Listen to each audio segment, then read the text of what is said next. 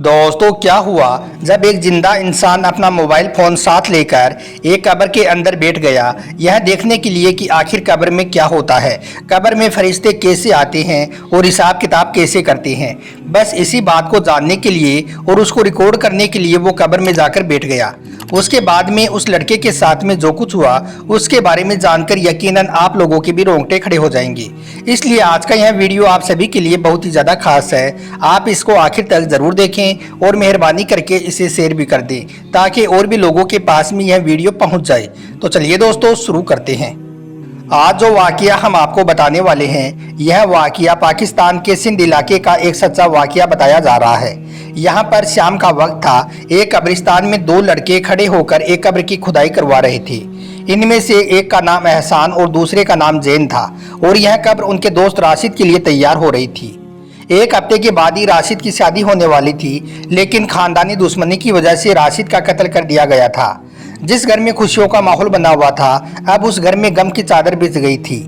राशिद के माँ बाप तो जैसे जिंदा लाश ही बन गई थी। शादी की तैयारियों को छोड़कर लोग अब राशिद के तदफीन की तैयारियां कर रहे थे। गोरखन ने जैसे ही कब्र की खुदाई मुकम्मल की तो फिर वो उन दोनों लड़कों से कहने लगे, ये लो बेटा, कब्र तो तैयार हो गई है। अब जब जनाजा आ जाए तो मुझे आकर आवाज़ दे देना, तब तक मैं अपनी झोपड़ी में जाकर आराम कर लेता हूँ। यह कहकर गोरखन चाचा अपनी झोपड़ी की तरफ चल दिए। इसके बाद एहसान ने अपने घर वालों को फ़ोन लगाया और पूछने लगा कि मैयत आने में अभी कितना वक्त और लगेगा। इतना कहकर एहसान फूट फूट कर रोने लग गया, क्योंकि इन तीनों लड़कों की आपस में बहुत गहरी दोस्ती थी। एहसान गम से निढाल कब्र के पास में खड़ा हुआ था। जैसे जैसे शाम ढल रही थी वैसे वैसे कब्रिस्तान में भी अंधेरा बढ़ता जा रहा था। इधर जैन अपनी एक अलग ही सोच में गुम था। एहसान ने जैसे ही उसको आवाज़ दी तो वो एकदम से चौंक पड़ा और फिर कहने लगा, यार, रात के वक्त में कब्रिस्तान में कितना खौफ आता है। इन मुर्दों को भी हिम्मत है जो यहाँ पर रह लेते हैं, वरना एक जिंदा इंसान तो यहाँ पर खौफ से ही मर जाए। और मैं यह सोच रहा हूँ कि यह फरिश्ते कब्र में किस तरह से आते होंगे और किस तरह से हिसाब किताब करते होंगे। जैन यह सब बातें कर ही रहा था कि इतने में उसके मोबाइल पर घंटी बजने लगी और जो ही उसके मोबाइल में वाइब्रेशन हुआ तो वो एकदम से डर गया और डर के मारे उसके हाथ से मोबाइल फ़ोन छूटकर कब्र में जा गिरा। एहसान ने गुस्से से उसकी तरफ देखा, क्योंकि जैन बहुत शरारती था, लेकिन इसमें उसका कोई कसूर नहीं था। इसलिए वो कहने लगा कि मैंने जानबूझकर ऐसा नहीं किया है, मेरे हाथ से छूट गया है, ज़रा मोबाइल बाहर निकालने में मेरी मदद कर दो। यह कहकर फिर जैन कब्र में उतरा और अपना मोबाइल फ़ोन उठाकर एहसान की मदद से वापस बाहर आ गया। अब ये दोनों बैठे बैठे राशिद की मैयत आने का इंतजार करने लगे, मगर जैन के दिमाग में कुछ और ही चल रहा था। उसकी नज़र कब्र के पास में पड़ी 4 सलीबों पर पड़ी। उनको देखकर जैन एहसान से कहने लगा, एहसान, क्या तुम इन सलीबों को एक एक करके उठा सकते हो? तो यह सुनकर एहसान ने कहा, हाँ, मगर तुम क्यों पूछ रहे हो? तो इस पर जैन ने कहा कि मैं थोड़ी देर के लिए राशिद की कब्र के अंदर जा रहा हूँ, तुम ऊपर से ये सलीबे मेरे ऊपर रख देना। मैं देखना चाहता हूँ कि आखिर कब्र के अंदर क्या होता है। यह सुनकर एहसान का खौफ के मारे बुरा हाल हो गया और उसको डांटने लगा और कहने लगा, यार, तुझे यहाँ भी शरारत सूझ रही है, अल्लाह के वास्ते यहाँ तो खौफ खा।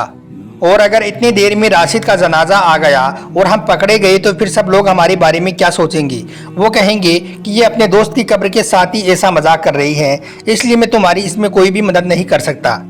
मगर अब जैन कहाँ मानने वाला था।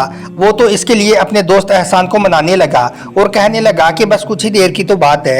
एहसान ने लाख मना किया, मगर जैन नहीं माना और कहने लगा, अच्छा यार, यह मेरी आखिरी शरारत है, इसके बाद में मैं कभी भी कोई शरारत नहीं करूँगा, फिर तुम मेरी इन शरारतों को याद करते रहोगे।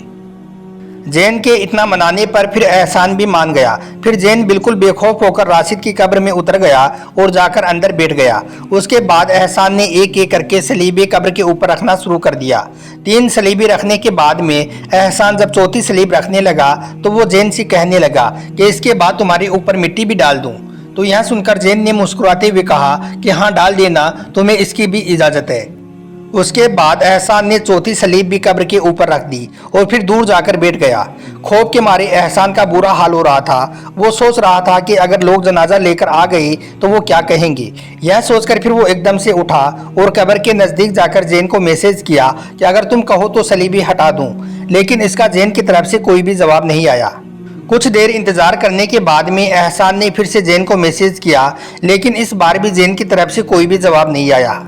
उसके बाद एहसान ने जैन को कॉल किया मगर जैन ने कॉल भी रिसीव नहीं किया। यह देखकर एहसान एकदम से डर गया और उसने फौरन ही सलीबे हटाना शुरू कर दिया। मगर यह देखकर एहसान भी हैरान रह गया कि अब उससे एक भी सलीब नहीं हिल रही थी। ये वही सलीबें थी जिनको अभी कुछ देर पहले ही उसने अकेले ने उठाकर रखी थी, मगर वो अब हिलने का नाम भी नहीं ले रही थी। यह देखकर एहसान बहुत डर गया, इसलिए फौरन वो भागकर गोरखन चाचा के पास पहुंचा और उनको बुला लाया। गोरखन चाचा ने कहा कि अभी तक जनाजा तो नहीं आया है। इस पर एहसान ने फिर गोरखन चाचा को सारा वाकया बता दिया। यह सुनकर गोरखन के भी होश उड़ गई।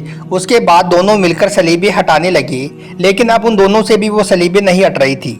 यह देखकर एहसान रोने लगा और रोते रोते ही उसने अपने भाई को फोन कर दिया और उसको सब कुछ सच सच बता दिया। यह सुनकर एहसान का बड़ा भाई भी फौरन ही कब्रिस्तान में आ गया। इस दौरान एहसान खौफ के मारे बेहोश होकर गिर पड़ा। फिर गोरखन चाचा ने उसके बड़े भाई को सारा वाकया बताया। उसने भी खूब कोशिश की मगर वो सलीबे नहीं हटी। यह देखकर गोरखन चाचा समझ गया कि मामला क्या है, इसलिए उसने फौरन ही राशिद के लिए दूसरी कब्र तैयार कर दी और जैन के घर वालों को भी इस बारे में सब कुछ बता दिया। यह सुनकर जैन के घर वालों में कोहराम सा मच गया और वो भी दौड़े दौड़े कब्रिस्तान आई। उनके दिमाग में भी कई तरह के सवाल आ रहे थे। वो सोच रहे थे कि कहीं एहसान ने जैन का कत्ल तो नहीं कर दिया है, लेकिन यह बात तो तब सच साबित होती जब कब्र को खोला जा सके। लेकिन वो सलीबे तो अब 10 आदमियों से भी नहीं हिल रही थी। यह तो अल्लाह के मामलात में गुस्ताखी करने का एक नतीजा था। फिर थोड़ी ही देर के बाद में एहसान को होश आ गया और फिर उसने उनको सारा मामला बता दिया। यह सुनकर सब लोग हैरान थे कि आखिर ऐसा क्या हो गया है कि ये सलीबें नहीं हट रही हैं। जैन तो बिल्कुल सही सलामत कब्र के अंदर गया था, मगर अब अचानक ये कैसे हो गया है। इतने में राशिद का जनाजा भी आ गया। उसको एक दूसरी कब्र में दफन कर दिया गया। राशिद को दफनाने के बाद में सब लोगों ने मिलकर भी बहुत कोशिश की कि वो सलीबे हट जाएं और जैन को बाहर निकाल दें, मगर उन लोगों से भी कुछ मुमकिन नहीं हुआ। तब लोग समझ चुके थे कि यह जैन की शरारत का एक इबरतनाक अंजाम है। ये अल्लाह के काम में दखल करने का नतीजा है।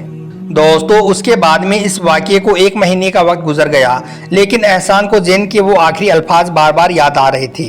जैन ने कहा था कि इसके बाद में मैं कोई भी शरारत नहीं करूंगा, तुम याद करोगे मेरी शरारतों को। और फिर जैन ने एहसान को यह तक कह दिया था कि तुम मेरे ऊपर मिट्टी डाल दो, तुम्हें इसकी भी इजाज़त है। जैन की इन बातों को सोच सोचकर एहसान खूब रोता, मगर उसको करार ना आता। वो सोचता कि कैसे एक मजाक में एक इंसान की जान चली गई। दोस्तों, इस आखिरी सफर और कब्र के बारे में सोचकर एक इंसान के घर बैठे बैठे ही रोंगटे खड़े हो जाते हैं। फिर वो कैसा इंसान था कि वो कब्र में जिंदा ही अपना मोबाइल फोन लेकर उतर गया। उसको कब्र में उतरते वक्त जरा भी खौफ नहीं आया। वो अल्लाह से जरा भी नहीं डरा, यह सोचकर कि मैं अल्लाह के काम में दखल करने जा रहा हूँ। दरअसल कब्र दुनिया से पर्दे का दूसरा नाम है, और अगर उसे ही कोई बेपर्दा करने की कोशिश करेगा तो फिर उसका अंजाम किस तरह से अच्छा हो सकता है। उसका अंजाम फिर जैन के जैसा ही होगा। अल्लाह हम सबको नेक हिदायत दे, आमीन।